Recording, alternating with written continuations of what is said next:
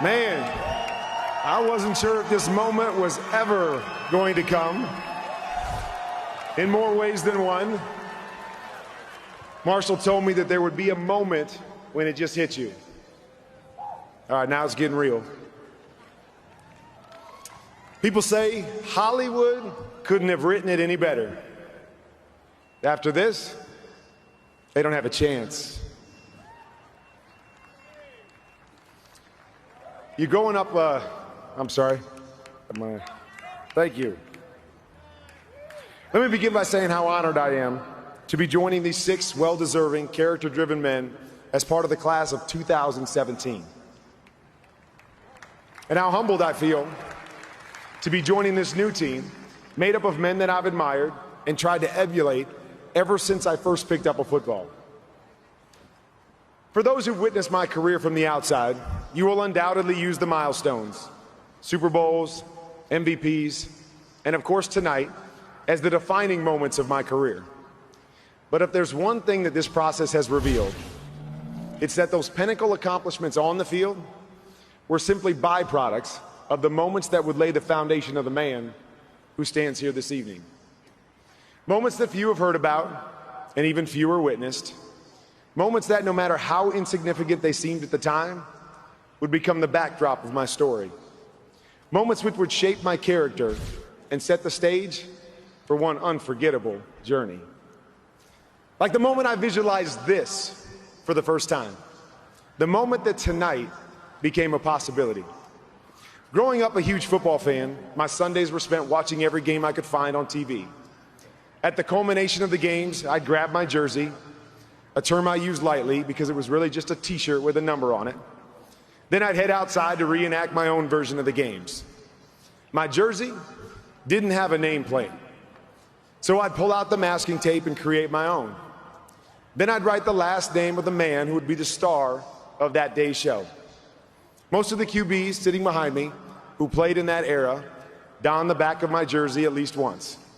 My front yard played host to Broadway Joe, Bart Starr and Lenny Dawson, Johnny U, Bob Greasy and Fran Tarkington, The Snake, Dan Fouts, and of course, Roger the Dodger. The only name I don't ever recall writing was Bradshaw. You see, I grew up a Cowboys fan. So no matter how great he was, there was no way I was wearing a jersey with the Steeler QB on the back. Especially that Steeler QB who broke my heart twice on Super Sunday growing up. I'm sorry, Terry. You know I love you now. I spent the greater part of my childhood trying to be these incredible players. I'd practice their throwing motions and memorize their movements, thinking that was how I would get here. Then one afternoon, that all changed. This particular Sunday played out like all the others, until it came time to write a name on the back of my jersey. I went through all the usual suspects until finally settling on one I was sure had never made the cut before. It would be the first time that I wore a jersey with this name on it, and it would be the last name I ever wore on the back of my jersey. W-A-R-N-E-R.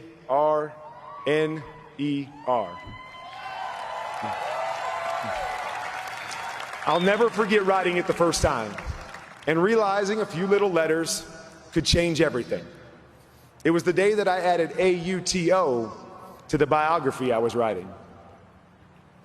There were the moments when football changed from a pastime to a passion, like when my 2 brothers and I would head outside on Saturday morning. I have this image of us walking down the street in slow motion, like the wolf pack in The Hangover, carrying a boombox, blasting Eye of the Tiger, and me wearing my lucky green jeans with my beat-up Duke under my arm. We would solicit all challengers to the gridiron, a gridiron which varied from snow-filled front yards to the inclined street in front of our house where we dodged parked cars on the way to the end zone, to our neighbor's field where the mowed lines made us feel like we were playing in the Super Bowl. We'd play until it got so dark we couldn't see the football, or until we couldn't feel our fingers or toes, only to return refreshed the following week. Now, I already apologized to 1 Hall of Famer. Now I'm going to do it to 3 more. Troy, Emmett, Michael. I'm sorry to break it to you here, but we were the original triplets. Where you at, Michael? Relax. Relax. We agreed to let you retain the title. All right? So do my brother Matt and my other brother Matt. I know, don't ask. We're from Iowa. We like to keep things simple. Thanks for being the Emmett and Michael to my Troy. For building my confidence all those years by letting me beat up on you. And for always being my biggest fans. As a father of 7, I've come to understand the selflessness and patience it takes to parent a child who is always asking for something. It has made me respect my dad more because I was one of those children. I rarely asked for the newest toys or the latest video games or the coolest shoes. My greatest ask was always for my dad's time. Dad, will you play catch with me in the backyard? Dad, can you take us to the park so we can play one-on-one? Dad, will you drive me to the gym and spend your whole afternoon rebounding for me? And I've come to appreciate that the greatest gift any parent can give their child is saying yes to spending time with them. Dad, me, I know there were plenty of times you would have chosen to do something different, something you enjoyed more. But thank you for all the times you said yes, because your yeses fanned my spark into a flame, and your yeses kept me going when everyone else was saying no. I love you.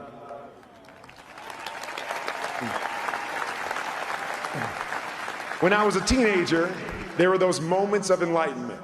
Now listen closely, kids, especially you, Elijah. The moments when this know-it-all kid was shown that he didn't have all the answers, and I didn't always know what was best for me. You see, my dream to play in the NFL didn't start with the QB position. It began wanting to be the next great wide receiver, the next Steve Largent or Charlie Joyner or Lynn Swann. Yes, I know how outrageous that sounds now, especially as often as my boys remind me about my Madden speed rating. But that all changed when I showed up at high school. At my first practice, our coach was separating us by position when he realized no one was trying out for quarterback. So he lined us up and asked us all to throw it as far as we could. It was the one competition my entire life I didn't want to win. But as fate would have it, I did, and it was promptly switched to QB. Now, I cannot confirm nor deny if tears were shed that day, but unquestionably, my dream to play in the NFL had been crushed. My biggest hurdle, the willingness to stand in the pocket and get hit. Now, I'd spent my whole life avoiding hits, scoring touchdowns, so being told to stand in the pocket, get hit, and let everyone else score, that went against my better judgment. Every time I would drop back, my eyes would go directly to the rush, looking for a route of escape. After weeks of frustration, my coach came up with a special drill just for me. He called it the Kill Kurt drill. Surprise, it was my friend's favorite drill. It was made up of just the O-line and the D-line. I would get the snap, drop back, and then have to move between the tackles, avoiding the rush until coach blew his whistle. Then, if I hadn't been flattened by one of my buddies, I'd have to throw it as quickly as I could. Then we lined up, or got up, and did it again. Somebody would so be getting fired if they ran that drill today. But it forced me to stand up and face my fear head on. That year, I learned to welcome the challenges of life because it's where our best is often revealed. It taught me that through discipline and dedication and the Kill Kurt drill, your greatest weaknesses can become your greatest strengths. Coach Padlock, thanks for patiently opening my eyes to what I couldn't see, even if they were plastered shut because of all the hits you let me take. That moment freshman year influenced the direction of my life as much as any. The person who influenced me most in high school was my basketball coach, Coach Breitbach. His impact had little to do with the finer points of being a QB, but had everything to do with the competitor I would become on the field. It was during summer basketball camp, and not to brag, but I was without a doubt the best player on the court. It's my story, I got the mic. We were scrimmaging, I was dominating, and then came Coach B's whistle. I remember thinking, he's gonna let these guys have it. Then before I knew it, he was looking right at me, his face as red as his Regis High School t-shirt, and he was spitting and screaming and screaming and spitting. All I remember were the words, "Kurt, what do you think you're doing?" Now I wanted to respond, "I think I'm killing these jokers," but I knew it best not to respond to one of Coach B's rhetorical questions. He pulled me aside and told me that he wasn't interested in the score on the scoreboard or if I was the best player on the court. He wanted to know if I was competing at my highest possible level. He shared the potential he saw in me and told me to never let the actions of others, the talent of my competition, or the circumstances I find myself in hinder my pursuit of excellence. His message: excellence is a mindset to be practiced every minute of every day in everything I did. Coach B, thanks for caring about me so much that you wouldn't let me settle for anything but my best.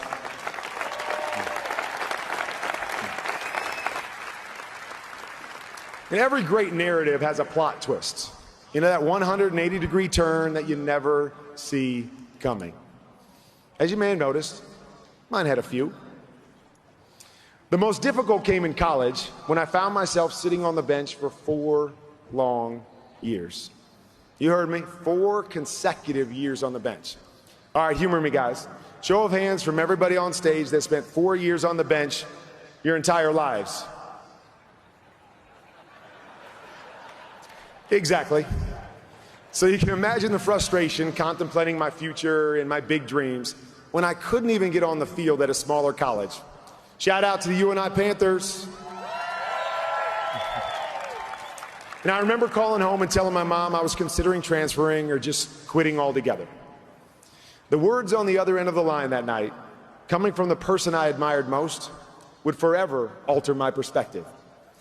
She told me to be grateful for my opportunity, even if it didn't look like I wanted it to look. To never stop working or preparing because God had a plan, and I needed to be ready when He showed it to me. And lastly, that I wasn't a quitter, and we would get through this together. I was reminded of watching my mom do those exact things.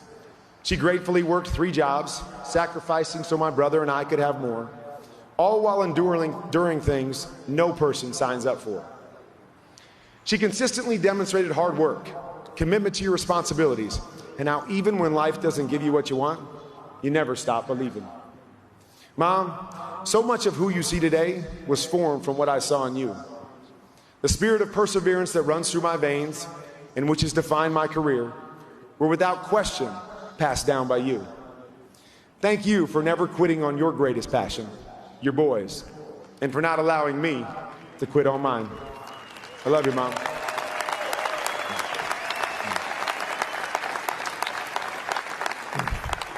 Reeling a bit from the unforeseen blow to my pride, life began to spiral downward. But then it happened. In the midst of my greatest struggle, God delivered my greatest blessing. 4 years on the bench would be enough to drive any man to drink. Now rest assured, I never went down that path. But it did drive me to some drinking establishments. One in particular, a country bar named Wild E. Coyotes, oh yeah, okay. It's where I would spot the greatest obsession of my life. A young gal in red cowboy boots and a miniskirt with unforgettable hair. Come on, you knew the story had to have a gorgeous girl, right? Unfortunately, she's graduated from the boots and miniskirt. But hey, she's still got the coolest hair ever.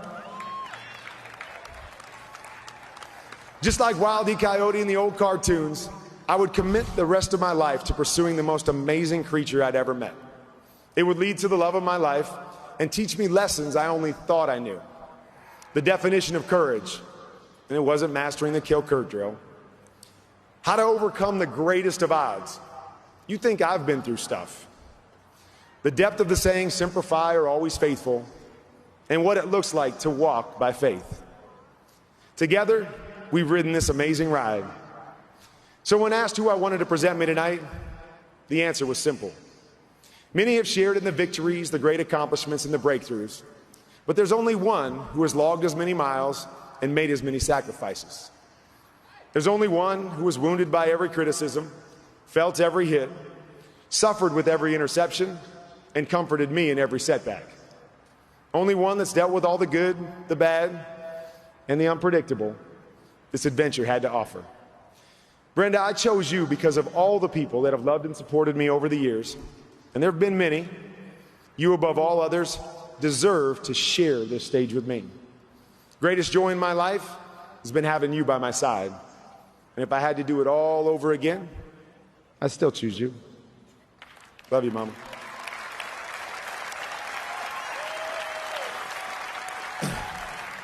The road to our dreams often has detours.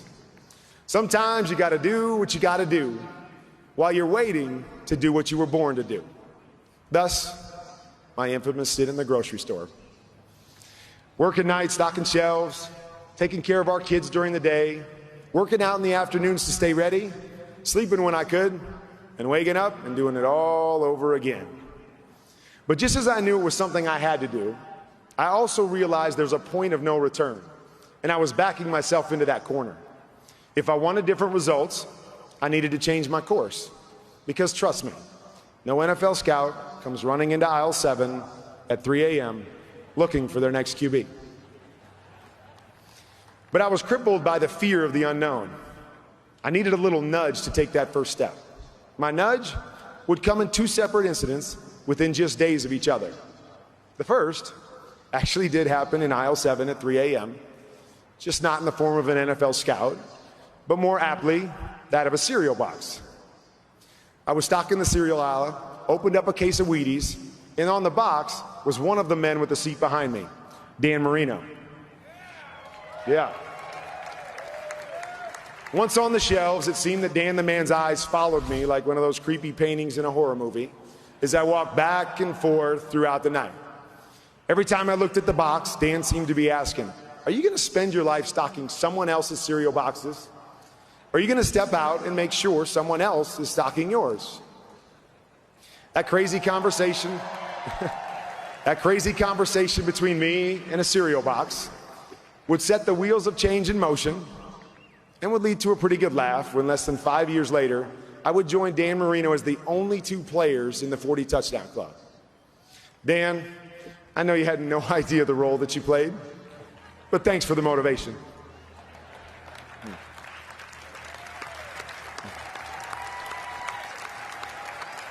Coincidentally, if you believe in that sort of thing, the second incident would come just days later. Driving Brenda and our 2 kids home on a cold winter night, when I eased onto the highway, my truck ran out of gas. It was the same truck I had purchased with my signing bonus from the Green Bay Packers, because there was no doubt my NFL future was bright. Right, Mooch? Just to set the record straight, yes, you were the one that cut me.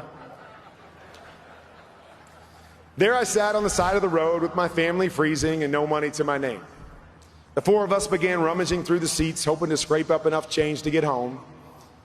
We didn't find many coins, and as I jogged back to the gas station, I kept thinking, my kids deserve so much better than this. I convinced the attendant to give me some gas, while at the same time convincing myself this would never happen again. I vowed to make a change, and for the first time, it wasn't based on me or chasing my dream, but on giving my kids what they deserved. We've since added 5 more children. If you guys would stand up. ZT, Jesse, Cade, Jada, EJ, Sienna, and Sierra.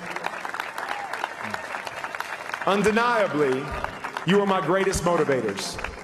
My commitment on that jog some 22 years ago was that no matter where life would take us, I would never stop trying to be better for you. Now forget about being a better football player. You drove me to be a better man, to be a better father, to have a better marriage, to love your mama better, to be a better example, and to make life better for you and as many people as I possibly could. You inspired this. Tonight, I hope this inspires you to believe you can be anything you set out to be, regardless what others think, or what your circumstances say, or even what your speed rating in Madden. Your future? That's up to you. You know, most get here striving every day to be better between the lines. For me, it was a result of striving every day to be better for you.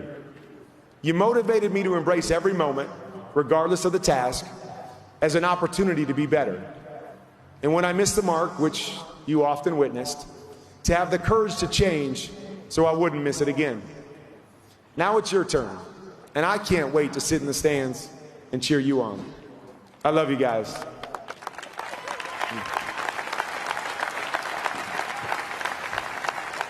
Well, needless to say, I made a change, taking a step closer to my dream and hopefully that cereal box by choosing to play arena football. Now, like most people, I wondered if this league could do anything for my ultimate goal of playing in the NFL. I stand here tonight knowing, without a doubt, it honed my skills for the next level. But its greatest contribution, reigniting my passion for the game. You're playing with a bunch of guys that didn't make much money, didn't have the greatest accommodations, and didn't necessarily have long-term futures playing the game, but who simply wanted to do what they loved for as long as they could. It made me fall in love with the sport all over again.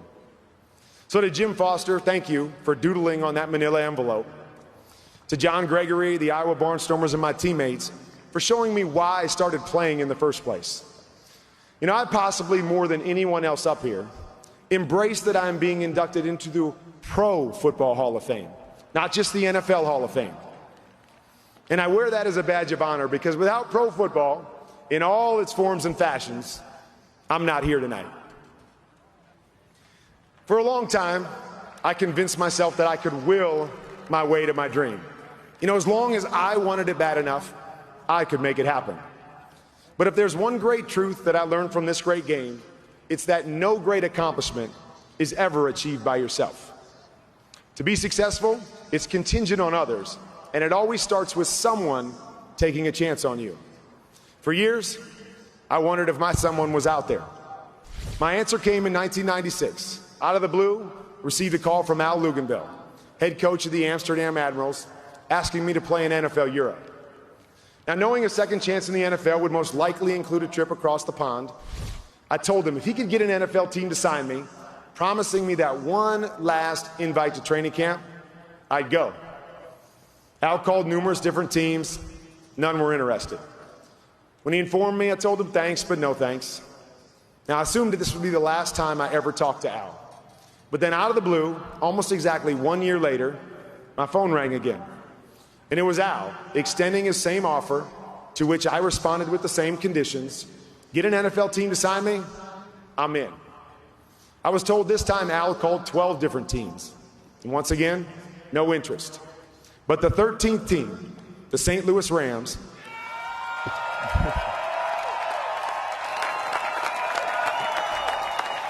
they agreed to give me a tryout.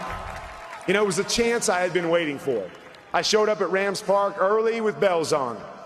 Then I proceeded to have the worst workout of my life.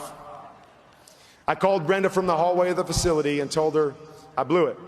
I blew my last chance at the NFL.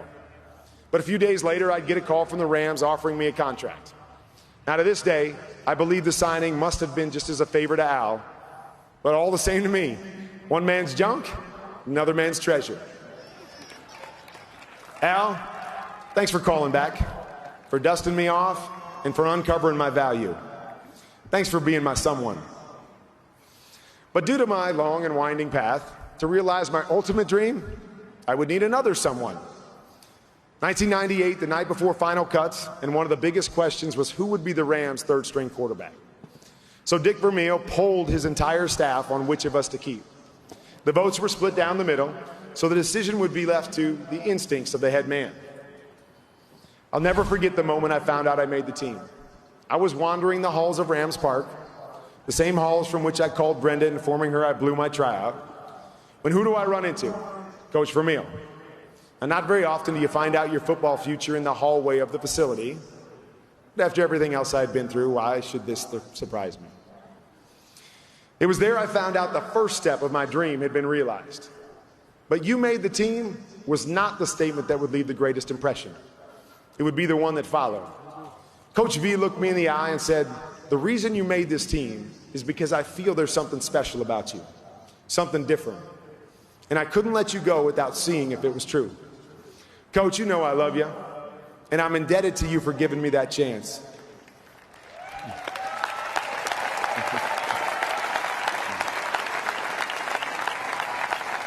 I spent my entire career trying to prove you right. In a business dominated by head decisions, thanks for following your heart.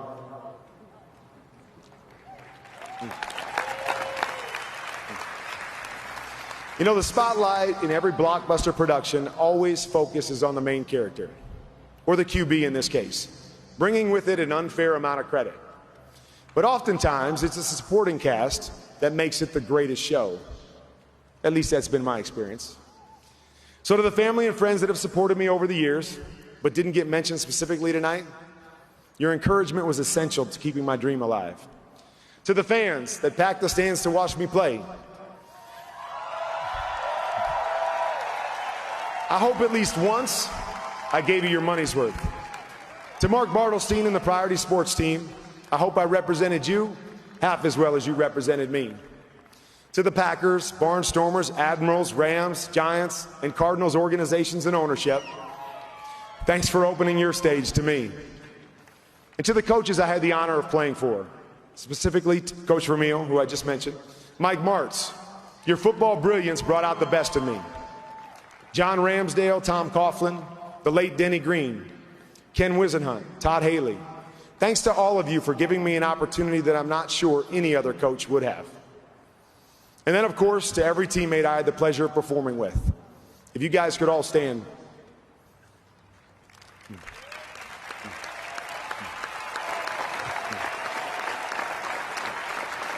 You know, to those that share the stage with me tonight, I'm ecstatic to be on your team again. To those that will one day join us up here, I look forward to those reunions. And to all of you that will never be fitted for a gold jacket, tonight, I share this honor with you. In the ultimate team game, I'm not much for singling guys out because all of you played a special role in my being here.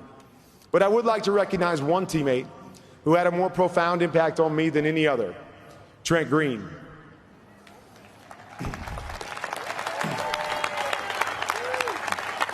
You know, our paths crossed in the most incredible of ways, and I acknowledge you could easily be the one standing up here tonight.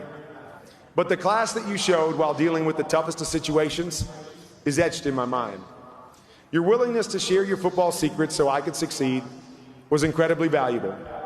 But the character you displayed and the way you modeled the definition of teammate was priceless. Those lessons followed me the rest of my career. Thanks for sharpening my character with your own.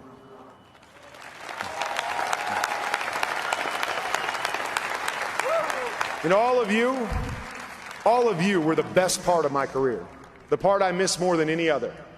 It was a privilege being your QB. You know, moments matter. They leave their impression upon us, they shape how we live our lives, and they impact who we become. They also offer us something possibly more valuable: the opportunity to leave a lasting mark on the world around us. And I came here tonight to say thank you to all of those who crossed my path and didn't miss their moment to mark on me. It made all the difference. To those listening tonight, don't miss your moments. Both the moments to be impacted and the moments to impact. If you would have asked me 30 years ago which moments would best define me, I would have said, like most of you, the accomplishments. Super Bowls, MVPs, Hall of Fames. But I now know that not to be true. As you've heard, we have no idea today which moments will leave the most indelible impression tomorrow. It isn't something we can plan for or see ahead of time. So we must take advantage of every single one.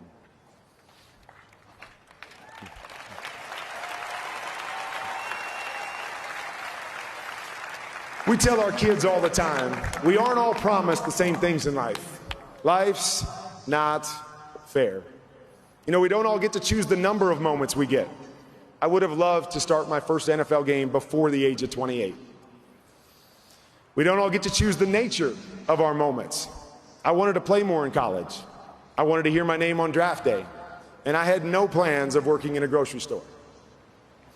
And we don't all get to choose the substance of our moments. I never set out to hold the record for throwing the longest interception return for a touchdown in Super Bowl history. But what we all do get to choose is what we do with those moments. You know, I stand here tonight not because I accomplished as much or played as long as most of the players on this stage. I believe I stand here tonight because of what I did with the moments I was given.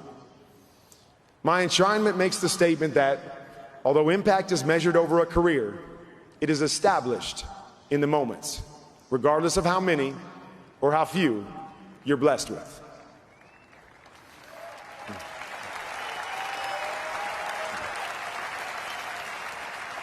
So when you leave here tonight, seize your moments. That moment with your kids, your spouse, your siblings, with your friends, your teammates, your players, because that moment may just be the one that leads to you becoming or inspiring the next LT, TD, Jason Taylor, Morton Anderson, Kenny Easley, Jerry Jones, or Kurt Warner.